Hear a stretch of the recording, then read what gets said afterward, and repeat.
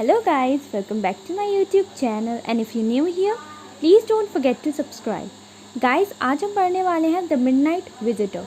Third chapter है footprint का and ये चैप्टर लिखा है रॉबर्ट आर्थर ने।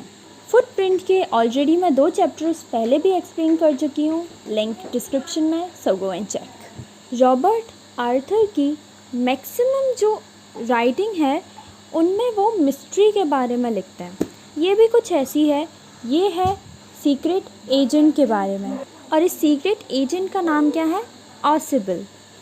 जब हम किसी भी सीक्रेट एजेंट के बारे में पढ़ते हैं तो हमारे दिमाग में उसकी इमेज क्या होती है कि वो बहुत फिट एंड फाइन है या ब्लैक सूट में होगा वो और बहुत ज़्यादा अपने काम के लिए डेडिकेटेड होगा, उसकी लाइफ में बहुत खुफिया चीज़ें चल रही होंगी। बट जो ये कैरेक्टर है ऑसिबल का, ये बिल्कुल ही अपोजिट है। ऑसिबल कैसा है? ऑसिबल बहुत फैट है और जब वो बोलता है तो उसकी जो लैंग्वेज है उसमें एक अमेरिकन टच आता है। इस स्टोरी में 2 और कैरेक्टर हैं, एक Max and second one is Fowler. Fowler जो है उसने ऑसिबल के बारे में बहुत कुछ पढ़ा हुआ है और उसके दिमाग में एक एजेंट को लेके, एक सीक्रेट एजेंट को लेके एक इमेज बनी हुई है। जब वो ऑसिबल से मिलता है तो उसकी वो जो इमेज होती है वो पूरी रूइंड हो जाती है, बिकॉज ऑसिबल बिल्कुल अपोजिट होता है। जैसा उसने सोचा हुआ होता है, जैसा उसने पढ़ा होता है उसके बारे में, उससे बिल्कुल अपोजिट होता है। अब यहाँ एक और सीक्रेट एजेंट की बात है, वो है मैक्स। तो ये स्टोरी एक पेपर के अराउंड रिवॉल्व कर रही है। ऑसिबल एक बहुत इम्पॉर्टेंट रिपोर्ट एक्सपेक्ट कर रहा है कि वो आएगी, पर जो मैक्स है वो उसे थ्रेट दे रहा है या उसे थ्रेटन कर रहा है पिस्टल दिखा के, लाइक कि उसे वो रिपोर्ट दे दे ऑसिबल। अब क्वेश्चन यहाँ ये है कि क्या ऑसिबल उसको वो रिपोर्ट देगा? क्या ऑसिबल जितना चालाक एंड चतुर है वो अपनी चालाकी से उसको मात देगा? तो ये क्वेश्चन है और जब हम इस चैप्टर को पढ़ेंगे तो हमें पता चलेगा कि चैप्टर के लास्ट में क्या है। So let's get started. ये स्टोरी स्टार्ट होती है फॉलर और ऑसिबल की कॉन्वर्सेशन से या उनकी मीटिंग से। फॉलर जो है वो सीक्रेट एजेंट्स के बारे में काफ़ी कुछ पढ़ता था, उसने ऑसिबल के बारे में भी पढ़ा था। जैसी उसकी परसेप्शन थी कि सीक्रेट एजेंट्स बहुत फिट एंड फाइन होते हैं या उसके दिमाग में जो भी सीक्रेट एजेंट्स को लेके एक इमेज थी वो एकदम अपोजिट थी ऑसिबल के केस में, क्योंकि ऑसिबल ना तो फिट और फाइन था, ही वॉज सो फैट। एंड उसकी लाइफ में जब उसने उससे फर्स्ट मीटिंग की तो उसको नहीं लगा कि उसकी लाइफ में बहुत कुछ इंटरेस्टिंग भी हो रहा है। इन दोनों की फर्स्ट मीटिंग हुई फ्रेंच होटल में। फ्रेंच होटल के 6th फ्लोर पे ऑसिबल का रूम था, पर जहाँ से वो लोग गुज़र रहे थे वो कॉरिडोर बहुत ही ज़्यादा चिपचिपा था, मस्ती था, गंदा था। जब वो वहाँ रूम में पहुँचते हैं एंड ऑसिबल का रूम भी कोई बहुत अच्छा रूम नहीं था, ही वॉज सो स्मॉल। उस रूम को देख के जो फॉलर था उसको लगता है कि इस रूम में तो कोई रोमांटिक एडवेंचर भी नहीं हो सकता है। अब जब ऑसिबल और उनकी मीटिंग हुई रूम के बारे में तो फॉलर को लगा कि भाई यहाँ तो कोई रोमांटिक एडवेंचर भी नहीं हुआ है और ये रूम भी अजीब सा है, ये होटल भी अजीब सा है।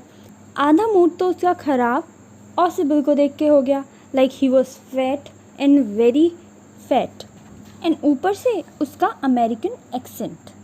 ऑसिबल फॉलर को बोलता है कि तुम मुझे देख के डिसअपॉइंट हो गए हो, बट जो तुम सोच रहे हो वैसा बिल्कुल नहीं है।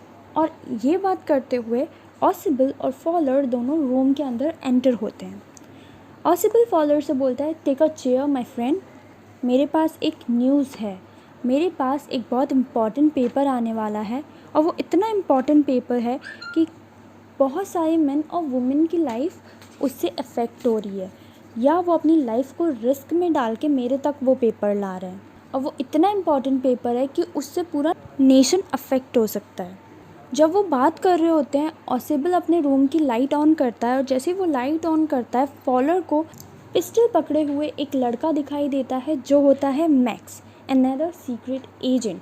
उसने पॉइंट कर रखी है पिस्टल ऑसेबल की साइड, क्योंकि उसको भी वो पेपर चाहिए जिसके बारे में ऑसेबल और फॉलर बात कर रहे थे।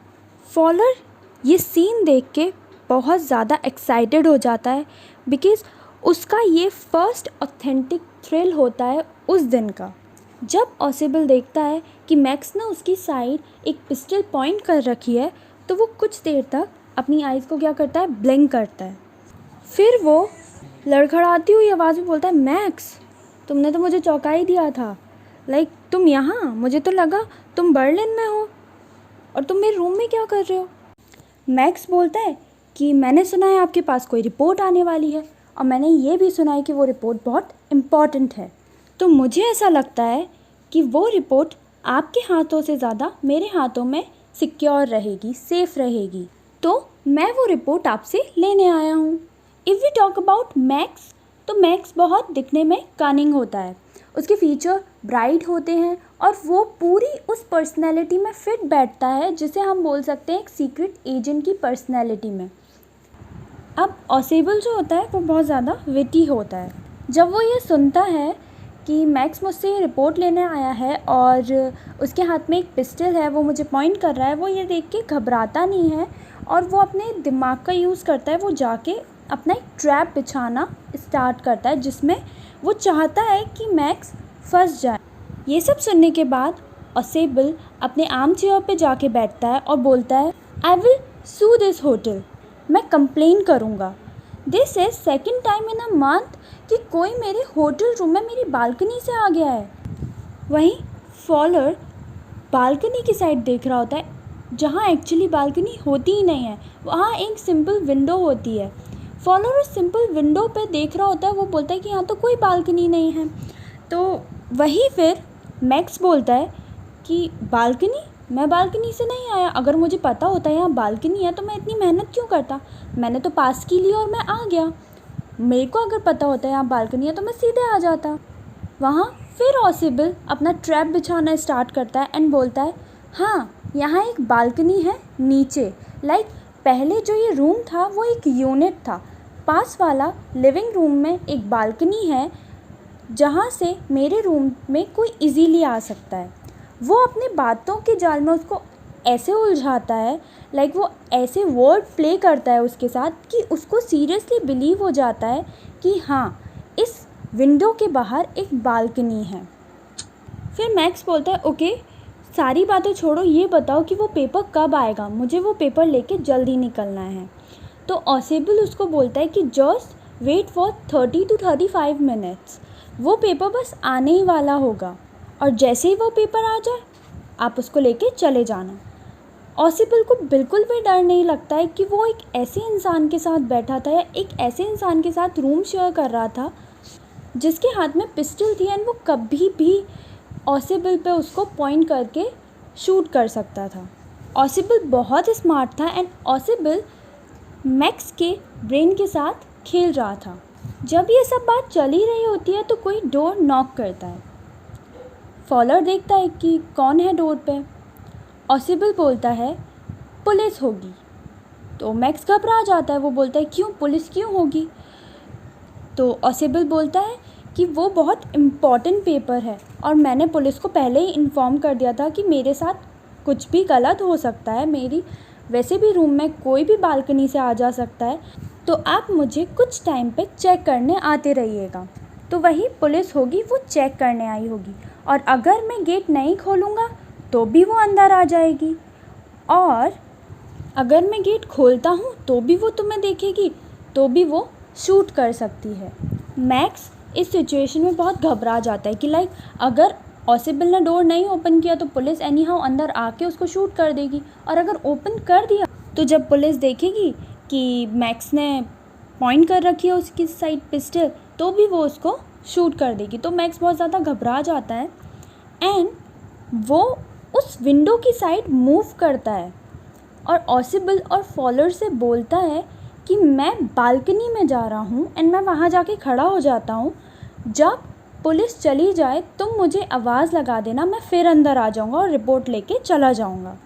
बट फैक्ट क्या है कि वहाँ कोई बालकनी थी ही नहीं और मैक्स ने ध्यान ही नहीं दिया, वो बात करते करते उस विंडो से जंप करता है। उसको लगता है बालकनी है, वो लैंड कर जाएगा, लेकिन नहीं, वो सीधे जाके नीचे ड्रॉप हो जाता है एंड वो मर जाता है। जब आवाज़ आती है तो ऑसिबल स्माइल करता है। फॉलर डोर ओपन करता है अपने होटल रूम का एंड वहाँ देखता है कि वहाँ तो कोई वेटर है जो 2 कप और एक बॉटल लेके आया है, क्योंकि ऑसिबल ने एक ड्रिंक ऑर्डर की थी।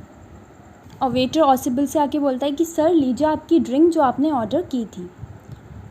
फॉलर बहुत ज़्यादा कंफ्यूज हो जाता है, क्योंकि उसकी लाइफ में ऐसा पहली बार हो रहा होता है, इतना थ्रिलिंग सिचुएशन आई होती है। तो वो ऑसिबल से पूछता है कि यहाँ तो पुलिस थी, देन वेटर कैसे खड़ा है यहाँ पे।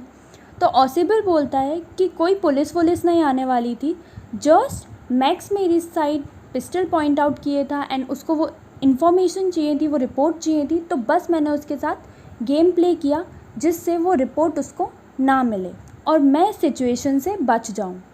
ऑसिबल भले ही बहुत ज़्यादा मोटा था या वो उस कैटेगरी में फ़िट नहीं होता था जैसे सीक्रेट एजेंट होते हैं, but then also he was so smart, he was so witty कि वो सिचुएशन को देख के घबराया नहीं एंड उसने अपना ब्रेन यूज़ किया एंड उस सिचुएशन से बाहर निकला बहुत आसानी से। सो if we talk about the conclusion of this story, so the ultimate message that one can get from this story is we should not panic in any situation.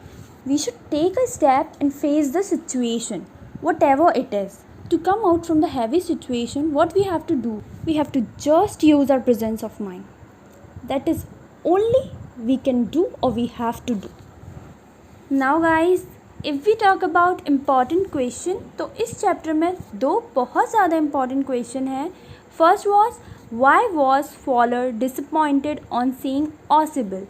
Faller क्यों disappoint हो गया था ऑसिबल को देख के?